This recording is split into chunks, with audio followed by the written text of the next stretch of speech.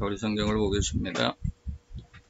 오늘 마태복음 강의 73번째인데 너무 오래 걸리지만 천천히 오늘부터 천천히 가도록 하겠습니다. 마태 오늘 5장 43절에서 48절까지 진정한 천국의 자녀들은 어떻게 살아야 되나, 세상 속에서 어떤 모습으로 살아가야 되나 하는 그런 모습이죠. 그런 것을 해가는 가운데 오늘 마지막 5번째로 그 사랑 계명에 대해서 예수님께서 말씀하시는데, 여기도 물론 4가지가 있지만 한 2시간 아니면 3시간 정도로 쪼개서 말씀을 드리도록 하겠습니다. 그래서 오늘 본문 말씀 마태 5장 43절에서 48절까지인데 우리 다 같이 한 목소리로 같이 봉독해 보도록 하겠습니다. 또 내 이웃을 사랑하고 내 원수를 미워하라 하였다는 것을 너희가 들었으나 나는 너희에게 이르노니 너희 원수를 사랑하며 너희를 핍박하는 자를 위하여 기도하라. 이같이 한즉 하늘에 계신 너희 아버지의 아들이 되리니 이는 하나님이 그 해를 악인과 선인에게 비치게 하시며 비를 의로운 자와 불의한 자에게 내려오심이니라. 너희가 너희를 사랑하는 자를 사랑하면 무슨 상이 있으리요? 세리도 이같이 아니하느냐? 또 너희가 너희 형제에게만 모난하면 남보다 더하는 것이 무엇이냐? 이방인들도 이같이 아니하느냐? 그러므로 하늘에 계신 너희 아버지의 온전하심과 같이 너희도 온전하라. 아멘.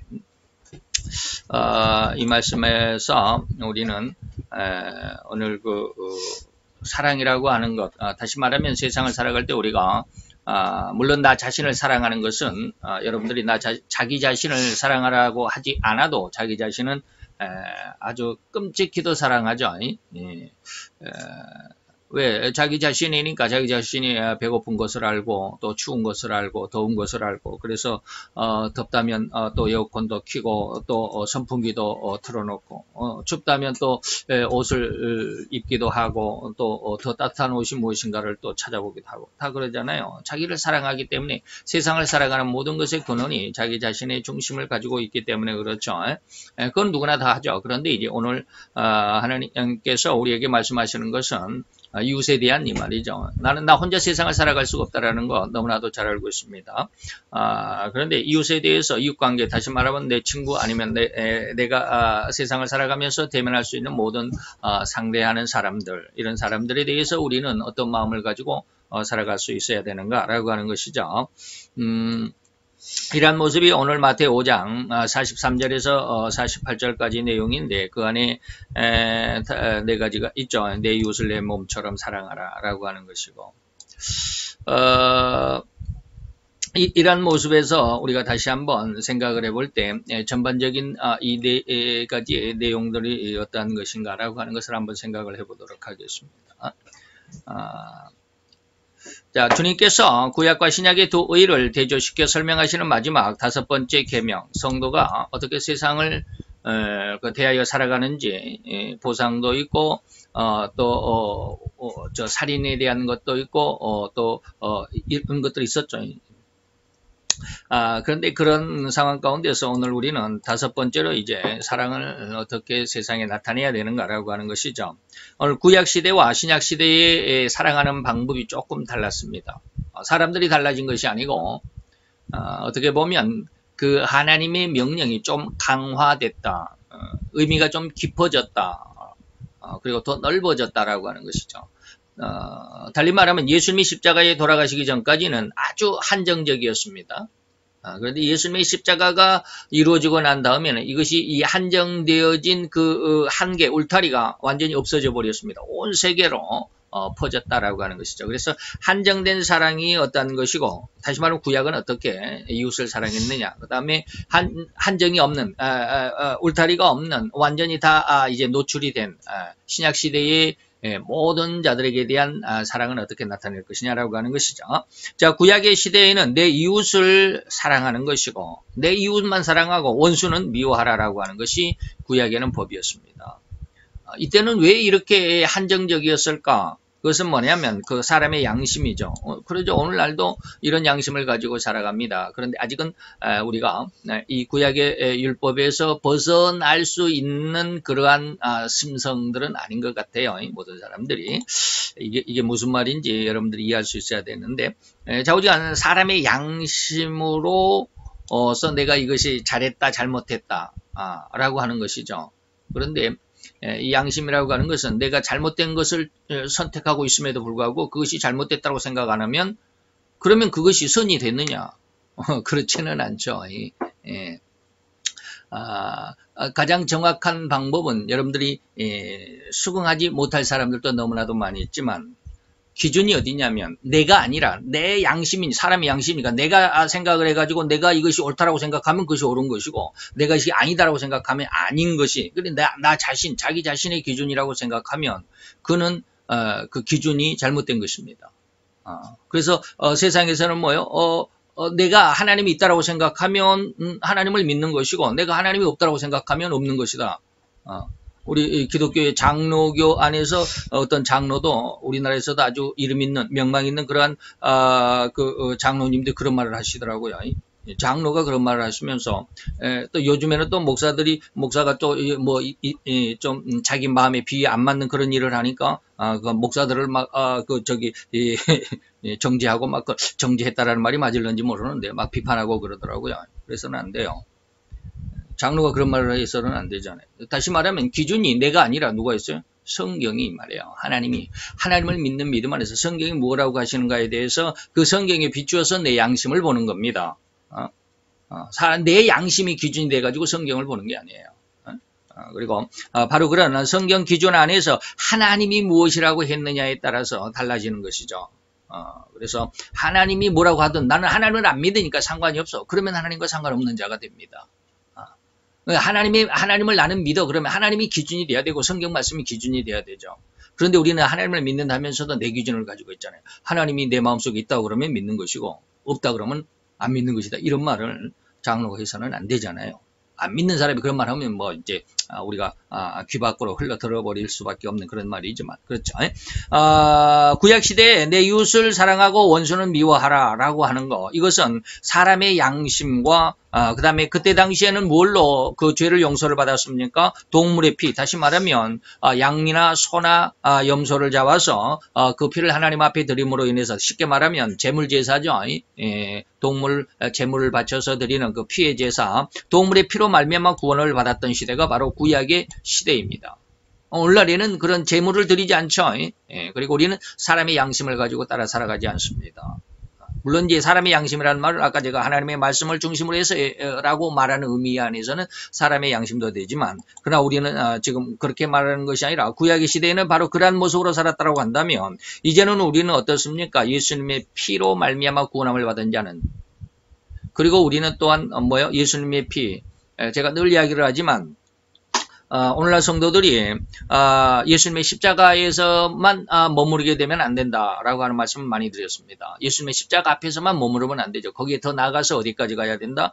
성령, 보혜사 성령의 3대 책망까지 나가야 된다라고 하는 말씀을 많이 드렸습니다. 그래서 오늘날에는 어떻게 구원함을 받았느냐면 예수님의 십자가의 대속의 피와 또한 성령 하나님의 그 보혜사의 능력, 다시 말하면 우리의 죄를 우리에게 대한 어떤 하나님의 진리, 하나님의 의를 그리고 세상에 대한 하나님의 심판하시는 그 권능을 이런 것이죠. 그래서 이 보혜사 성령의 능력으로 구원함을 이룬 자들입니다. 이것을 우리는 뭐라 그럽니까? 제가 늘 말씀드리시 이거는 영성인이다. 이건 제가 만들어낸 말입니다. 영성인을 다른 사람들이 쓴지 안 쓰는지는 저는 잘 모르겠어요. 제가 워낙 이게 마당발이 아니라서 다른 사람들하고는 많은 교제가 없기 때문에 다른 사람들이 영성인이라는 말을 쓰는지는 모르겠어요. 영성이라는 말은 많이 써요. 영성이라는 말은 많이 쓰는데 저는 영성이라는 말을 별로 좋아하지는 않습니다. 그럼에도 불구하고 영성이라는 말을 제가 쓰는데 이거는 제가 늘 여러분들에게 말씀드렸듯이 앞으로도 계속 이런 말씀을 드리겠지만 특히 그 교리를 배우면서 너무 기가 막히더라고요. 그 교리를 교리를 우리가 이제 오후 시간에 배우면서 영성이라는 말을 제가 강력하게 많이 말씀을 드리는데 바로 그런 것이죠. 죄와 상관이 없는 어떻게 보면 로마서 8장 2절과 같은 죄와 사망의 법에서 우리를 해방하시는 그 하나님의 성령의 능력의 법. 이것이 뭡니까? 예수님의 피 플러스 보혜사 성령의 능력이죠. 이렇게 성장한 사람들이 어찌 이제 그러한 단계, 어떠한 단계, 어떠한 단계냐면 바로 사람의 양심이나 동물의 피로 구원함을 받은, 그래서 원수는 미워할 수 있고 또 이웃을 사랑할 수 있는 그러한 수준에만 머물러 있겠느냐 이 말입니다. 오히려 우리는 이러한 것이 구약의 이러한 그 사랑의 모습이 모형적인 사랑이다라고 하는 것을 우리는 알게 되면 그보다도 훨씬 뛰어난 사랑의 열매, 이것이 뭡니까? 예수님의 피와 성령의 능력으로 구원함을 받은 우리는 훨씬 더 엄청난 사랑, 완전히 다 그래서 내 이웃을 내 몸과 같이 사랑할 수 있고 또 내 원수조차도 사랑할 수 있는 그런 모습이 되겠죠. 구약에는 이게 안 됐다 이 말이에요. 원수는 미워할 수밖에 없었죠. 근데 신약에는 원수를 사랑할 수 있어야 되는, 참 이게 가능할지 모르겠습니다. 여러분들이 계속 말씀을 드리지만 가능해집니다. 그런데 아직은 아닙니다. 아직은 아닌 것 같아요. 죽어서나 가능합니까? 아닙니다. 살아서 가능합니다. 그것을 얻는 게 그렇게 쉬운 일은 아니기 때문에 그렇죠. 누구나 다 돈 벌기 쉬웠다면 다 부자 되었을 것입니다. 그렇잖아요. 우리가 세상을 살아가지만 우리의 힘으로 안 되는 것이 참 많습니다. 우리가 열심히 노력해도 안 되는 것이 많습니다. 그래서 좌절하고 낭망하는 사람들이 너무 많습니다. 그런데 그 중에서도 그렇게 힘들고 어려움에도 불구하고 이겨내는 사람들이 있습니다. 그 사람들이 성공하는 사람들이잖아요. 그 사람들이 불과 3, 4%밖에 안 됩니다. 성공하는 사람은 3, 4%밖에 안 됩니다. 그죠? 다 도전하지만 성공한 사람은 3, 4%밖에 안 된다라고 하는 것. 우리가 세상 삶 속에서 너무나도 잘 알잖아요. 성경이 하나님의 능력, 바로 예수님의 피와 성령의 능력으로 말미암아서 제가 늘 말하는 영성이 된다라는 것. 그렇게 많지 않습니다. 자, 구약에는 이웃을 정의를 했습니다. 이웃이 어떠한 것인가 둘로 이야기했고 또 원수라는 것을 어떻게 의미하는가라고 하는 것을 생각해 봅시다. 구약에는 이웃의 정의가 둘이 있는데 하나는 그 첫 번째는 하나님을 의지하고 그가 살아계심을 믿는 사람들을 이웃이라고 했습니다. 그러니까 신자를 이웃이라고 그랬습니다. 구약에서는 그러니까 하나님을 믿는 자들은 다 이웃이라고 하는 그런 어떤 의미가 있겠죠. 그때는 아직은 우리 기독교가 없었으니까 유대교를만을 의미하겠죠. 그리고 둘째는 뭡니까? 내 옆에서 나를 도와주고 그리고 또 내가 또 그를 도와줄 수 있는 인과관계가 맺어질 수 있는 이 근접한, 우리가 요즘 말하는 이웃사촌, 이렇게 우리가 말하는 그런 이 근접한 사람들을 이웃이라고 하는 의미 속에 담았습니다. 그리고 반면에 원수라고 하는 것도 이제 정의를 했는데, 첫째는 뭐냐면 첫째는 뭡니까? 하나님을 안 믿는 자들, 하나님이 없다라고 생각하는, 다시 말하면 무신론자들은 다 원수다라고 이렇게 규정을 해버렸습니다. 그래서 세리와 창기들조차도 다 그냥 사마리아인들조차도 말도 같이 섞지 않는 그런 상황이 됐었죠. 그리고 원수의 두 번째는 뭡니까? 둘째는 까닭없이 나를 괴롭게 하고 해롭게 하는 모든 사람들을 원수라고 이렇게 정의를 했습니다. 그런데 이러한 그 원수와 그리고 이웃의 그 관계 속에서 우리 신약의 성도들은 어떻게 합니까? 다시 말하면 영성인이 된 자들은 어떠한 모습이 돼야 되냐면, 우리가 앞에서 7가지 은혜를 이미 배웠습니다. 심령이 가난한 자, 둘째는 애통하는 자, 셋째는 온유한 자, 넷째는 의에 줄이고 목마른 자, 다섯째는 긍휼히 여기는 자, 여섯째는 화평케 하는 자. 뭐가 하나 빠졌네요. 예. 뭡니까? 손가락으로 세가봅시다. 심령이 가난한 자, 애통한 자, 그 다음에 세 번째 온유한 자, 네 번째가 의에 줄이고 사모한 자. 그 다음에 다섯 번째가 긍휼히 여기는 자, 여섯 번째가 마음이 청결한 자, 마음이 청결한 자가 아까 빠졌네. 그리고 마지막 7번째가 뭡니까? 화평케 하는 자가 하나님의 아들이라 인정을 받는다. 이 7가지입니다. 이 7가지 은혜를 체험하는 자들이 바로 영성인인데, 이러한 자들은 이렇게 7가지 은혜를 체험해 가는 동안에 상대방을 미워하는 모든 질적인 이것을 뭐라 그래요? 죄질, 다시 말하면 죄성이라고 제가 늘 말씀드렸죠. 이 죄질까지도 완전히 없어져 버리게 됐던, 이것이 바로 예수님이 원하시는 모든 사랑의 열매를 능히 모든 자들에게 해줄 수 있는. 세상 사람들은 예수를 알지 못하기 때문에 이러한 사람들을 부처님 가운데 토막이다라고 이렇게 이야기하기도 합니다. 저도 예전에 그런 말을 많이 했어요. 예수를 믿기 전에. 제가 25살 때 예수를 믿었기 때문에 부처님 가운데 토막 같은 사람들, 참 선하고 참 남에게 많이 베풀고 그런 사람들을, 예전에는 그런 말을 저도 많이 썼습니다. 근데 부처님 가운데 토막 같은 사람도 죽음 앞에서 장사는 없더라고요. 죽음 앞에서는 난리법석이더라고. 그걸 제가 그 박효진 장로님의 간증을 통해서 배웠습니다. 박효진 장로님도 부끄러울 만큼 자기가 관할하고 있는 교도소 안에 엄청나게 아주 훌륭한 사람이 있었다. 도학자가 한 사람이 있었다 그러죠. 사형수인데 도학자. 그래서 그 사람은 밖에서 자기에게 영치금을 넣으면 그 돈을 전부 다 자기 옆에 그 죄수들을 향해서 누가 좀 뭐가 부족하다 그러면 다 자기가 그렇게 해줬대요. 엄청 아주 그냥 수감자들 죄수들 가운데서 최고의 인기였어요.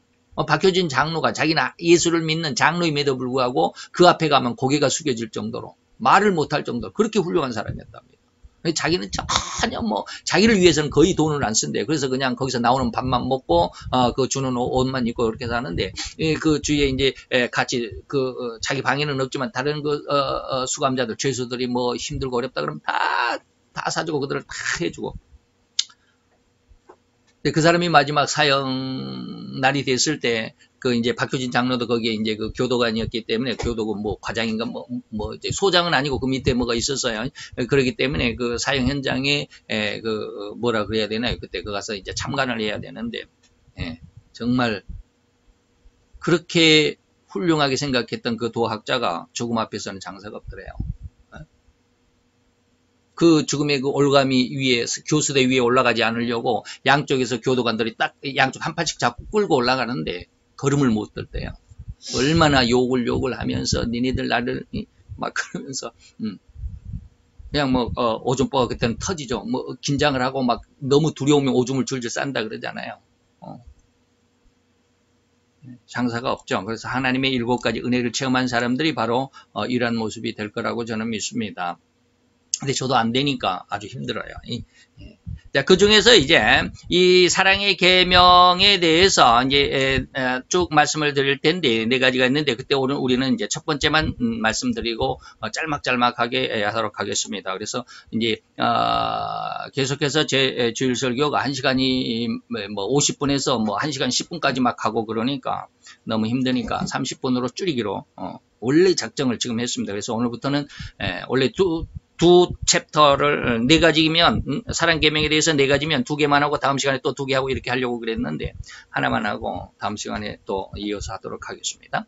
자, 첫 번째 사랑 계명의 첫 번째가 뭐냐면 원수를 사랑해라 라고 하는 겁니다. 내 이웃만을 사랑하는 것이 아니라 원수까지도 사랑하고 그를 위해서 기도해 주어라 라고 하는 예수님의 명령이 바로 이것이 사랑이다라고 하는 것이죠. 로마서 12장에 보면 12장 20절에 이런 말씀이 있습니다. 내 원수가 줄이거든 먹여주고 내 원수가 목말라 하거든 그것을 마셔주고 그렇게 해서 내 원수를 위해서 네가 그렇게 사랑을 나누어 주면 그리함으로 인해서 너는 숯불을 그 원수의 머리 위에 쌓아놓는 격이 될 것이다.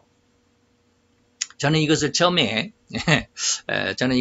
뭐라고 해석해요? 여러분들 어떻게 이 말씀이 와닿나요? 어떻게 해석이 되나요?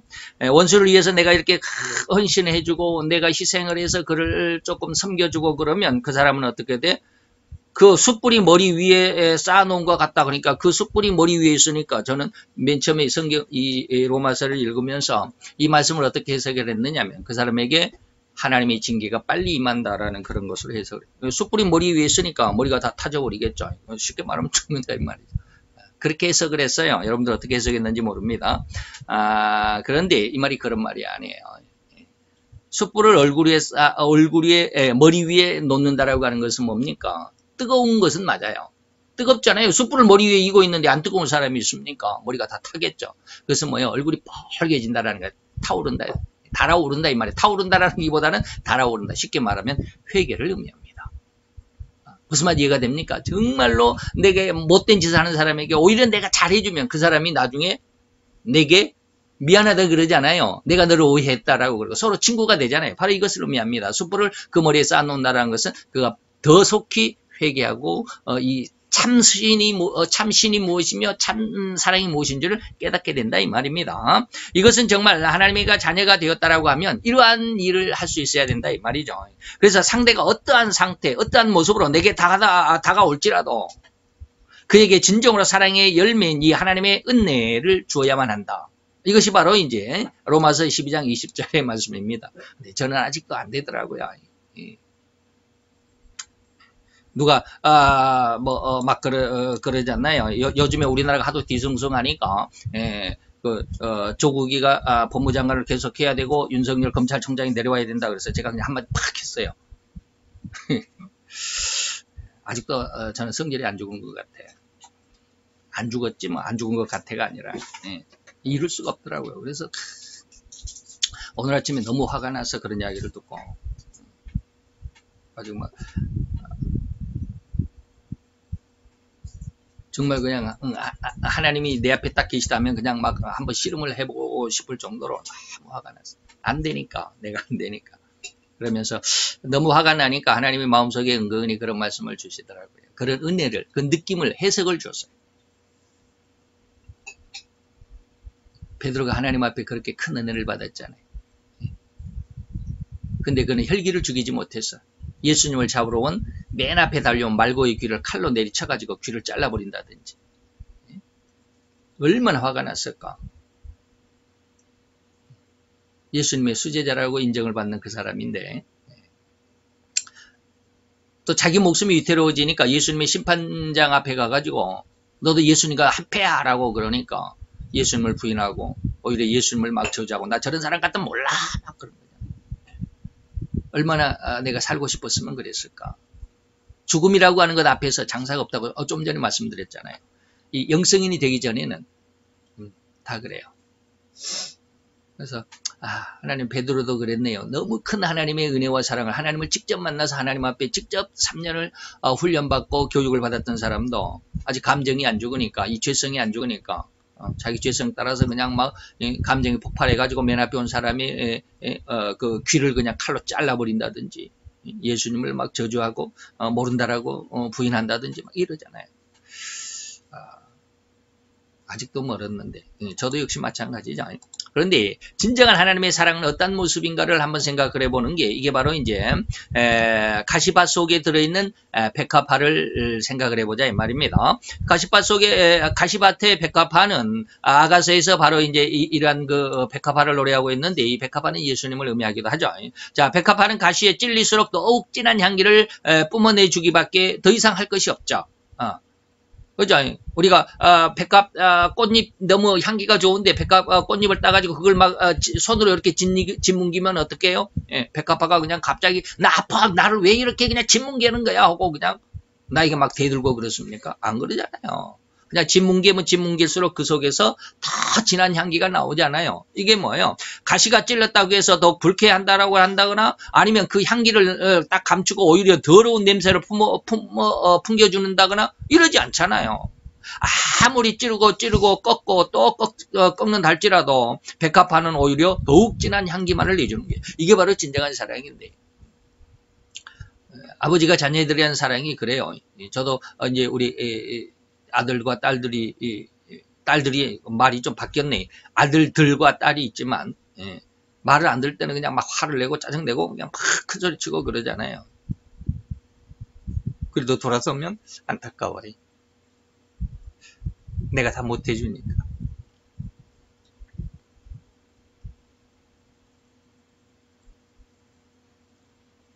그게 아비가 자녀들에 대한 마음인 것 같아요.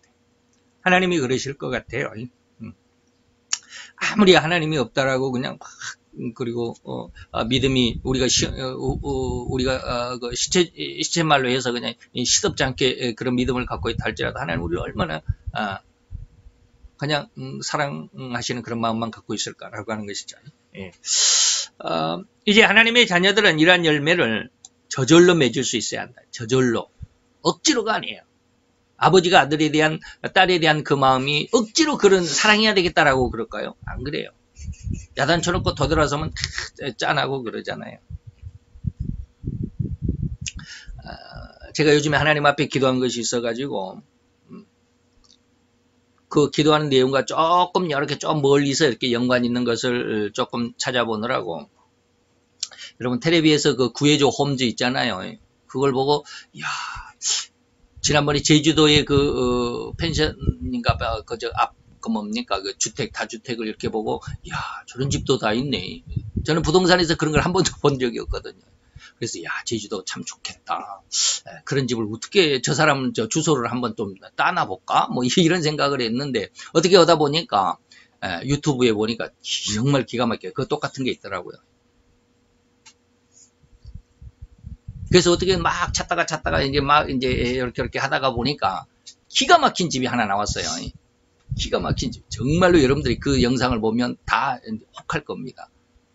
저는 그걸 보고 아예, 이거는 나하고는 격이 안 맞다라고 이렇게 생각한 건데, 그 집이, 193평, 그 건물, 집만 3층으로 되어 있는데, 집만 193평이에요. 3층을 다 하면. 이 마당은 450평이가 되던데, 대도시에 있어요. 광역시에 있어요. 광역시에 한가운데에 있는데, 그 한 450평인가 되는데, 거기에, 193평이 3층 건물이니까 땅이 한 60, 70평 되나? 60, 70평으로 이렇게 쭉 3층으로 올렸나? 60평으로 해도 638, 180밖에 안 되네. 그러면 몇십 평, 한 100여 평 가까이로 해가지고 3층으로 이렇게 쭉 올렸는데, 정말 기가 막혀. 우리가 영화에서 보는 그냥 프랑스 파리에 무슨 아기자기한 도자기 같은 거 있잖아요. 그걸 와, 이야, 저런 집이 실제로 있네. 저렇게 사네. 근데 마음속에 그걸 보면서 마음속에 한 가지 안타까운 게 뭐냐면, 야, 저렇게 살다가 저게 없어진다고 생각하면 저 사람은 어떻게 살까? 정말 저것을 견뎌낼 수 있을까? 저 사람은 저 집을 왜 팔까? 그 어마어마하게 그 으리으리하게 완전히 궁전 같고 방도 그냥 완전히 공주방 같이 말도 제대로 표현할 수 없을 정도 그렇게 예쁘게 깎고는 저 집을 왜 팔려고 할까? 저 사람들은 돈이 부족해서 저 집을 파는 것일까? 이런 생각. 자, 그런데 제가 왜 이런 이야기를 하느냐면, 억지로 자녀들을 사랑할 때 그렇게 억지로 하지는 않잖아요. 그냥 저절로 우러나오는 거예요. 온 세상 사람들에게 원수까지라도 저절로 이것이 이런 마음이 나타날 수 있어야 돼요. 우리가 억지로 참아주고 자기의 분을 억누르는 그러한 겸손함이나 그러한 것을 가지고 사랑이라고 하는 말로 그들을 억지로라도 사랑하고, 이웃을 사랑이라고 그랬잖아. 원수도 사랑하라고 했잖아. 그래서 나는 그러한 사랑이 아니죠. 자기를 눌러 감정을 사귀는 이러한 식의 사랑이 아니라 전혀 그러한 악의가 없고 일부러 하는 것이 아니라 진정으로 내 마음속에서 우러나는 아버지가 자식을 사랑하는 것 같은 그런 모습이 진짜 사랑의 마음이다. 마음이 안 맞으면 그냥 푹 치고 그냥 막 화를 내고 그런 게 아니에요.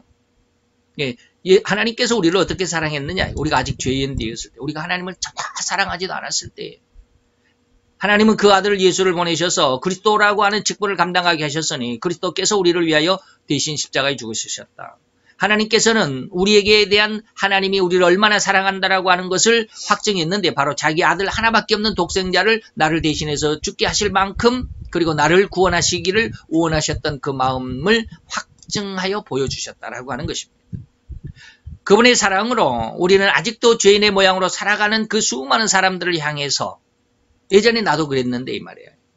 나와 같이 내가 하나님을 몰랐을 때 나도 그렇게 살았는데, 이제 내가 하나님의 사랑을 알고 보니까 야, 이것이 진짜구나라고 하는 것을 알게 되니까 저 사람을 보니까 저 사람도 아직은 야, 예전에 내 모습과 똑같구나. 내가 하나님을 알지 못했을 때 하나님에 대해서 어떻게 세상 사람들이 어떻게 살아갔다라고 하는 것이 보여지잖아요. 왜? 나는 경험이 있으니까.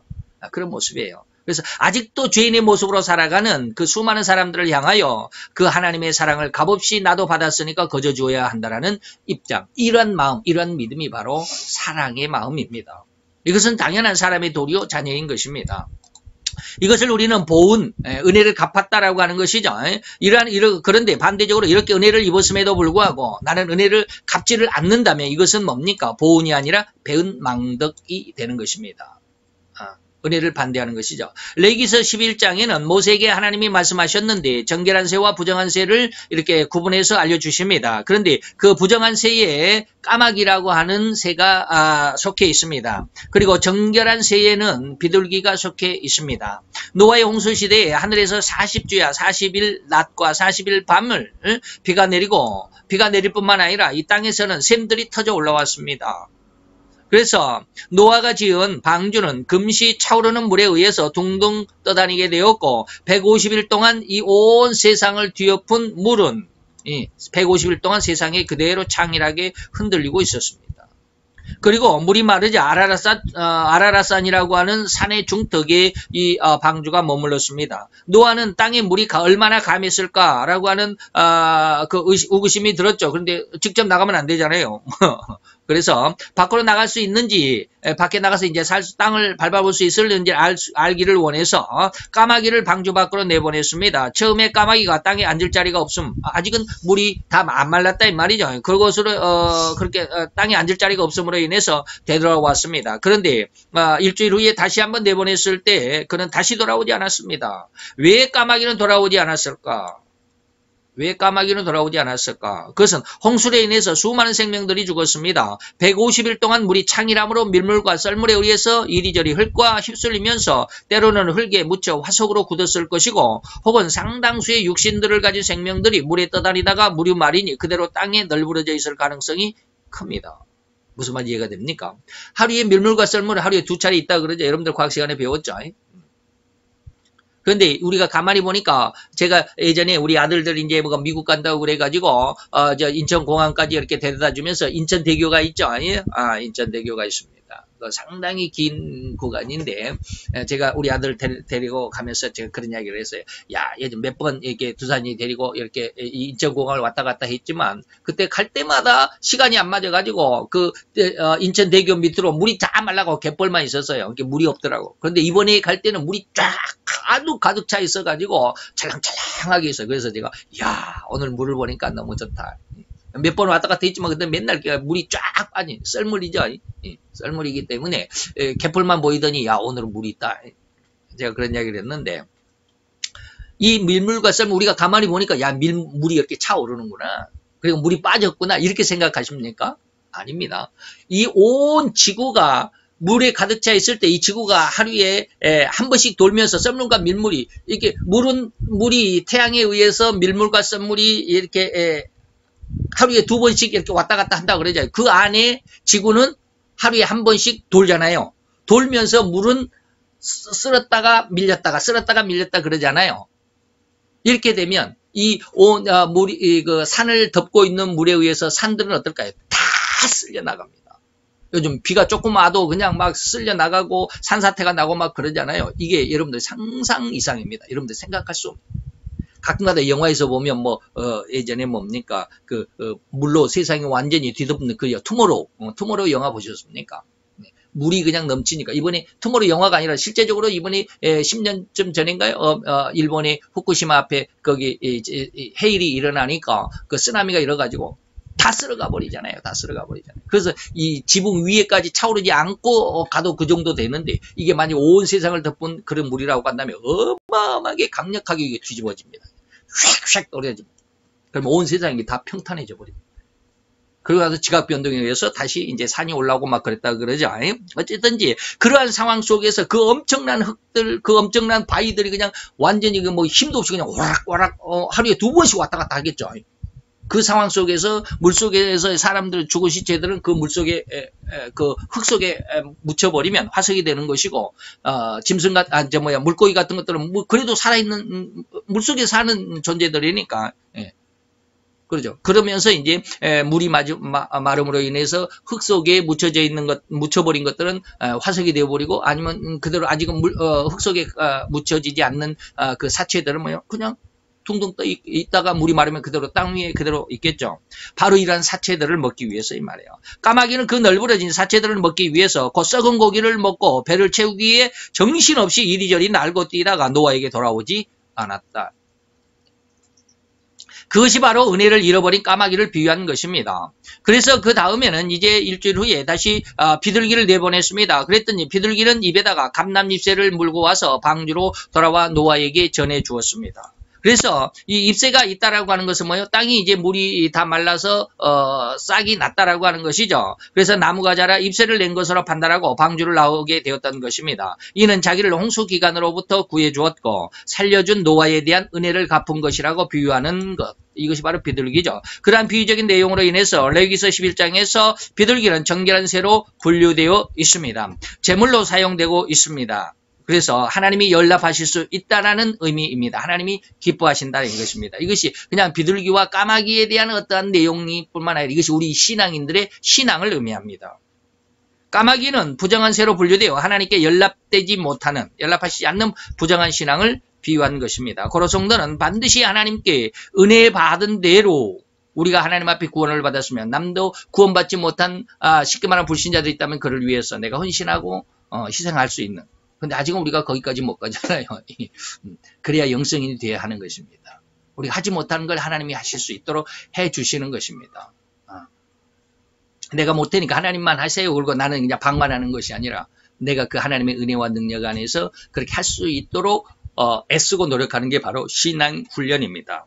자, 그래서 마태복음 10장 8절에 보니까 이런 말씀이 있습니다. 너희가 거저 받았으니 너희도 거저 주어라. 이것이 하나님의 명령인 것이죠. 마태 10장 5절로 8절에 읽어봅시다. 예수께서 열둘을 내어보내시며 명하여 가라사대 이방인의 길로도 가지 말고 사마리아인의 고을로도 들어가지 말라. 차라리 이스라엘이 잃어버린 양에게로 가라. 그러면서 전파하여 가로되 천국이 가까웠다 하고 병든 자를 고치고 죽은 자를 살리고 문둥이를 깨끗게 하며 귀신을 쫓아내되 너희가 뭐요? 거저 받았으니 거저 주어라.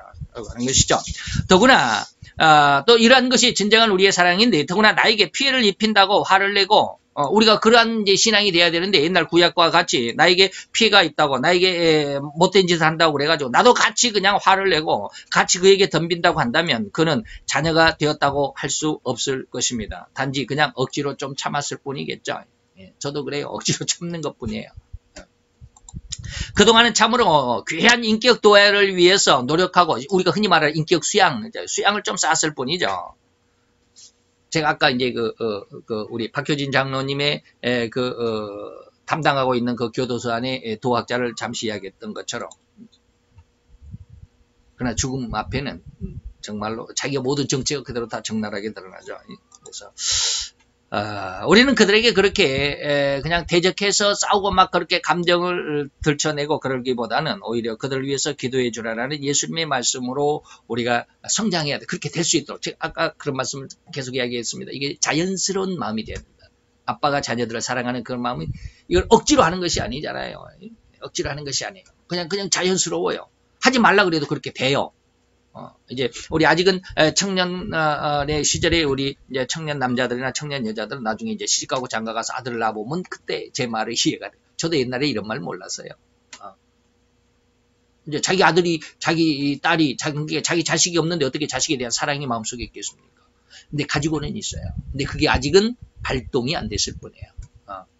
그런 것처럼 우리가 그렇게 자녀들에 대한 아버지가 그렇게 사랑하는 것처럼 우리도 원수에 대한 모습도 원수에 대한 그 사랑의 마음도 그렇게 돼야 된다. 여기까지 우리가 성장해야 된다.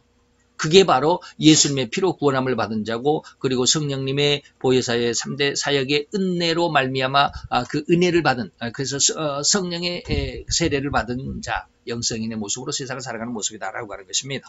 우리는 이러한 열매를 맺을 수 없을지라도 이를 위하여 진정 어린 열매를 맺을 수 있도록 하는 간절한 노력의 경주를 하는 그래서 제가 늘 신앙은 무엇이다? 훈련이고 연습이고 반복이다 라고 하는 말씀 드렸죠. 이 경주를 우리가 끝까지 경주해서 마지막 그 영성인이 되는 예수님의 그 성령 세례를 받는 순간까지 우리는 결코 게을리하지 않아야 된다는 것이죠. 예. 꼭 이와 같은 은혜 가운데 함께 하시기를 간절히 바라면서 다 같이 기도합시다. 할렐루야. 주님 여호와여 주께 감사와 찬양과 영광을 돌려드리나이다. 오늘도 주님의 사랑 안에서 아름답고 귀한 이 한날 그리고 이 한 시간을 통해서 아버지 하나님께서 우리에게 약속하시며 또 명령하시고요. 또한 요구하신 말씀을 다시 한번 상고해 보았나이다. 오늘은 내 이웃을 내 몸과 같이 사랑하신 사랑의 그 계명 속에 다시 한번 사랑이 어떠한 의미로 또 어떻게 나타내야 되는 것이며 우리는 어떻게 살아왔는지를 다시 한번 살펴보며 점검해 보았나이다. 우리 진정 아버지 하나님께서 원하시는 그리고 요구하시고 명령하신 것처럼 내 원수라도 사랑할 수 있을 만큼 그래서 그의 머리에 숯불을 쌓아놓을 수 있는 귀한 사랑의 아들로 또 사랑의 딸로 잘 성장하며 잘 성숙하여 많은 이 풍성한 사랑의 연대를 맺는 하나님의 자녀로 온전함에 이룰 수 있도록 성숙함이 이룰 수 있도록 주님 역사하여 은혜를 덧입혀 주옵소서. 예수 그리스도 이름으로 감사와 기도드렸사옵나이다.